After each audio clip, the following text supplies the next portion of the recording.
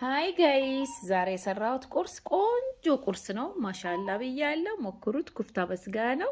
ሃይ ጋይስ ዛሬ የምሰራው የቁርስ ነው። በጣም ቆንጆ ነው። ሞክሩት። የሚያስፈልገው ቀይ ስጋ ነው፣ ዱቄት፣ የዳቦ ዱቄት፣ ነጭ ሽንኩርት፣ እርድ፣ በግዳነስ፣ እርጎ፣ ዘይት፣ ሳልሳ፣ ትንሽ በርበሬ፣ ፍልፍል አስዋር፣ ከሙን፣ የጥብስ ቅጠል ያስፈልጋል። በጣም ቆንጆ ነው። ሞክሩት። ማሻአላ። ኦኬ ወደ አሰራሩ እንሂድ። መጀመሪያ የተፈጨ ስጋ ነው።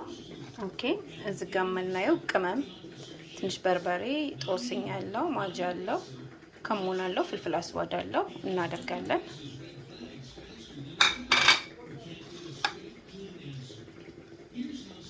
ከዚያ ትንሽዬ ነጭ ሽንኩርት እናደርጋለን።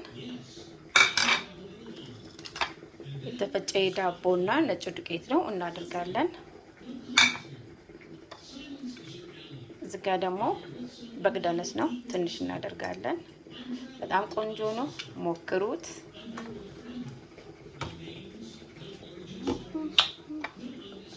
ትንሽ ዘይት እናደርጋለን፣ በጣም ትንሽ። አይ ጋይስ ስጋውን እንደዚህ ካደረግን በኋላ በቀጭን ትንሽ ዱቄት እናደርጋለን። በጣም ሞክሩት። በጣም ቆንጆ ነው። ሃይ ጋይስ ውሃው እንደዚህ ከፈላ በኋላ እናስገባለን።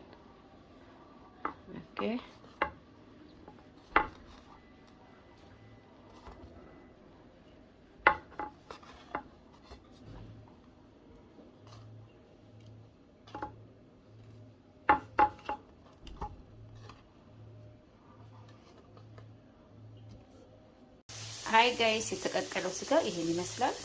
እናወጣዋለን። ካወጣነው በኋላ እዚህ ላይ የሚያስፈልገን ሽንኩርት ነው።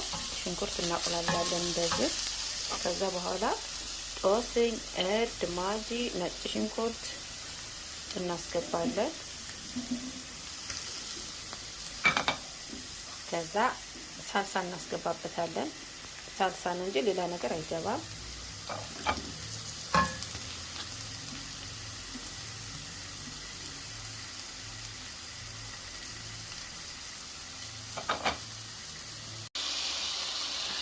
እዚህ ላይ ሳልሳ እናስገባለን። በጣም ቆንጆ ነው። በነገራችን ላይ ሞክሩት።